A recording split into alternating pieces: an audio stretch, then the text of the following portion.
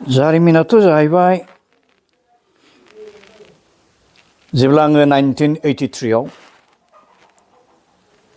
दुलाराय बर' फरायसा आफादनि जेनेरेल सेक्रेटारि जायो।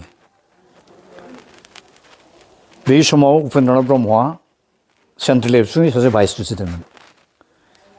बे समाव करेन्द्र नाथ बसुमतारीया बिथाङा प्रेसिडेन्टमोन। उपेन्द्रनाबो सासे वान अफ द भाइस प्रेसिडेन्टमोन। बेनि उनाव जोंहा रबिन मुसाहारि बेबो वान अफ द भाइस प्रेसिडेन्ट बै समाव आरोखि। बिनि सिगां आंबो जेरैहाय बै समनि आनलिमिटेड गवालपारा डिस्ट्रिक्ट बर' फरायसा आफादनि जेनेरेल सेक्रेटारि जादोंमोन। प्रेसिडेन्ट खेबनै आं जानांदोंमोन। उपेन्द्र नाथ ब्रह्मआबो आनलिमिटेड गवालपारा डिस्ट्रिक्ट एबसुनि प्रेसिडेन्ट जालांदोंमोन आरोखि। बिनि उनाव 1986 आव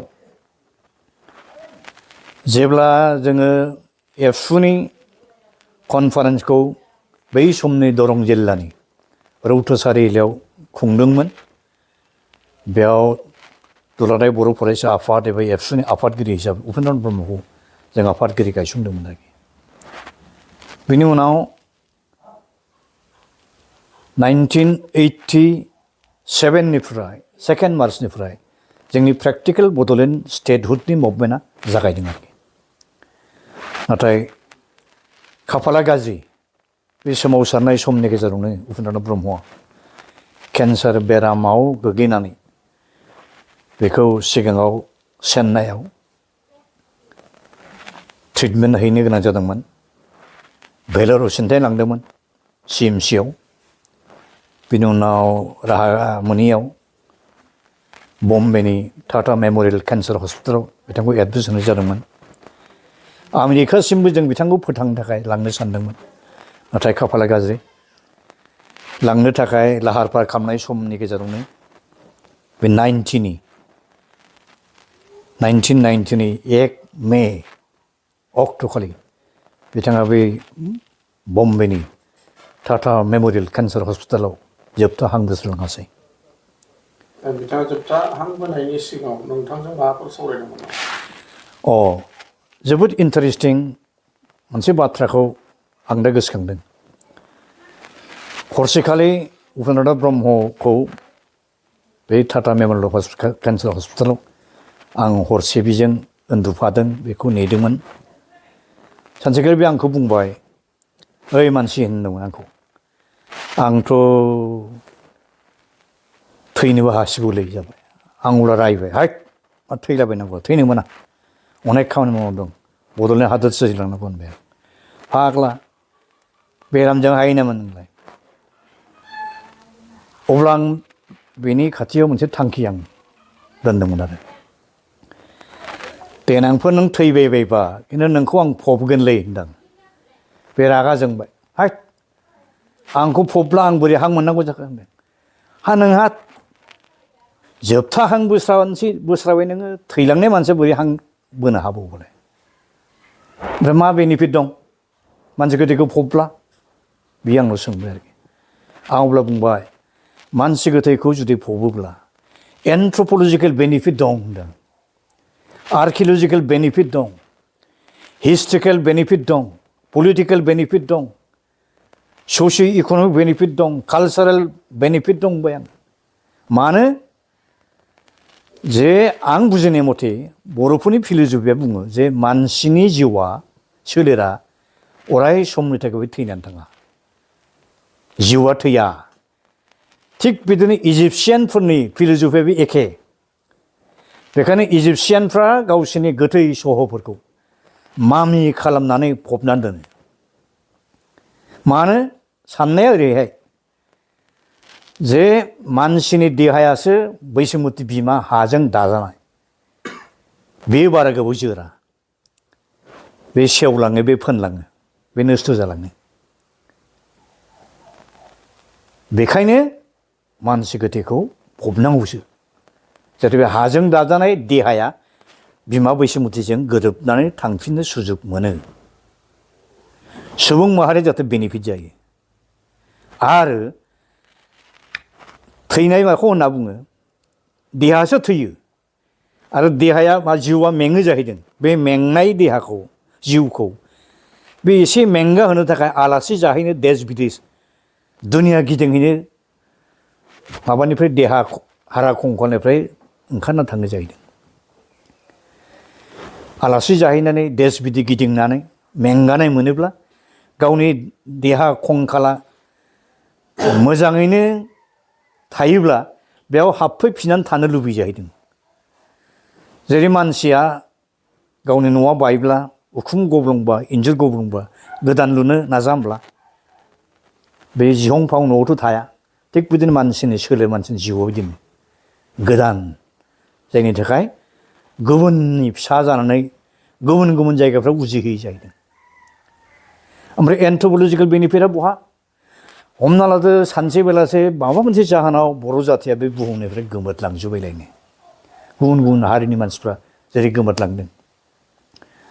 सोनाबनि सोरबा स्कलारफ्रा मिथिहैदोंलायनो जे नर्थ इस्ट इण्डियाआव बर' होननाय मोनसे बिराद सिभिलाइज मस्ट पावारफुल जाथि दंमोननो।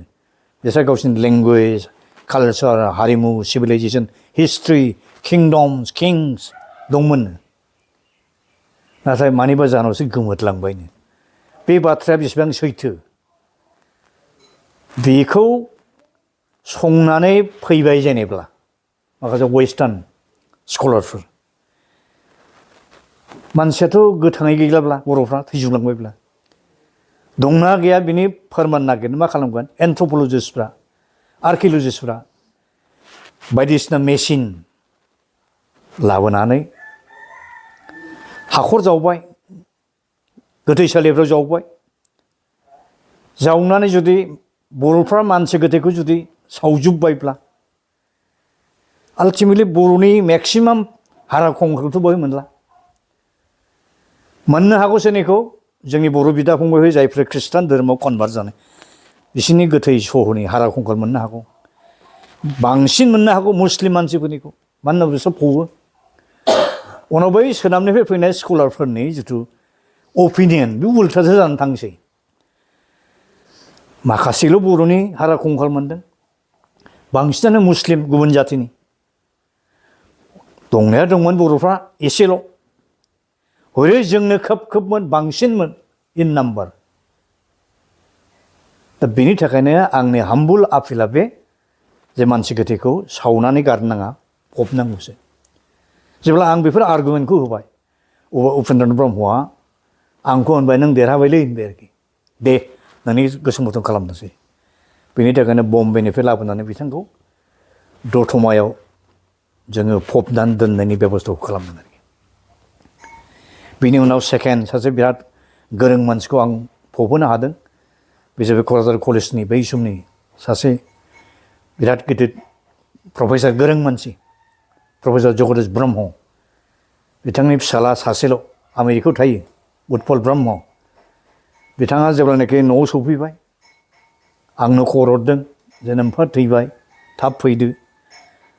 बे उत्पल ब्रह्मखौ आं कनभिन्स खालामबाय जे नोम्फाखौ बारियावनो न'आवनो न'सुङावनो फबनानै दोन। बिसोर बे कनभिन्स जाबाय फबनानै दोनबाय आरोखि। महिनिमन ब्रह्म सानसेखालि बेफोर बाथ्राखौ लानानै आं बिजों बिराद सावरायदों। आंखौ बिराद बाख्नायदों हाबाब सानसुमा नों बबेनिफ्राय मिथियाब्रा बेफोर गोथौ गोथौ खोथाफोरखौलाय बुंबाय आरोखि बियो। आं गोबां लेखा फरायनानै अबजार्भ खालामनानै बिजिरनानै एनालाइज खालामनानै आं मोनदों जे मानसि गोथैफोरखौ जोङो सावनो नाङा फबनांगौसो। दा बिथाङा जेब्ला थैयो आं नुजाहैदों रायजोफोरखौ आं खावलायदोंमोन बे क'क्राझार टाउनावनो जेराव दा ब्रह्म मन्दिर दङ बेयाव खरलबसे जायगा होदो बे बोरायनि थाखाय होनबाय आं। नाथाय रावबो हा हगारलायनो गोसो गैया दिसुनानो हायियाव गामियाव बिसोरनि गामियाव औवाबारिमोन क'क्राझार टाउननि सानजा गामियाव लांना सावनानैसो गारहैबाय आरोखि। बिराद गिदिर लस। दा नोंथांमोना मिथिगौ जे नेप'लियन बनापार्टनि थैलांखांनायनि बेसेबा जुगनि उनाव खानाय दोंसे मोनदों जाहैदों। बिनि खानाय दोंसेखौ लानानै रिसार्च खालामबाय एनालिसिस खालामबाय माबायदि मानसिमोनलाय अथ' साहसि माने वर्ल्ड कंकुवेरार मोनबाय जे बिनि जिथु माबा आरोखि मेधाबि सक्ति बेनि जिथु माने पावार पटेनशियेल बिराद गोख्रोंखामोन होननानै बे खानाय दोंसेनिफ्रायनो आन्दाज मोनबाय आरोखि दा साप'ज गाबोन सोरबा साइन्टिस्टआ उपेन्द्र नाथ ब्रह्मआ इसिबां जे ब्रिलियेन्टमोननो बिनि देहाजों मा सोमोन्दो दं होननानै बिनि हारा खंखल बिनि खानाय दोंसेखौ लानानै जुदि टेस्ट खालामोब्ला एक्सपेरिमेन्टेसन खालामोब्ला मोनगोन बे माबायदि माने शार्प ब्रेननि मानसिमोन बेनि आइकिउ मामोन बेखौ दिहुननो हागोन आरोखि दा बे बेनिफिट दं आरोखि नाथाय मैया मोननैसो ससियेल मिडियाआव नुनो मोनदों जों गरजन बिथाङा बुंदों जे नोंथाङा गोथै सह'खौ सावनांगौसो होननानै बुंदों दहाय फुङाव सासे जोंनि गामिनि मानसिया आंनो फन हरदोंमोन फनखौ आं हमनो हायाखै बे हरनाय समाव आं उनाव कल बेक खालामफिनबाय मा जादों बे है आं मोनसे निउस नोंनि वाट्सएपआव हरदों जाबाय मा ब्लेम बे गरजन मुसाहारि होननाय मानसिया नोंनि मोनसे एकदम रं कमेन्टखौ बे बुंना होदों बे दसेनो आं नायबाय नंमारगौबो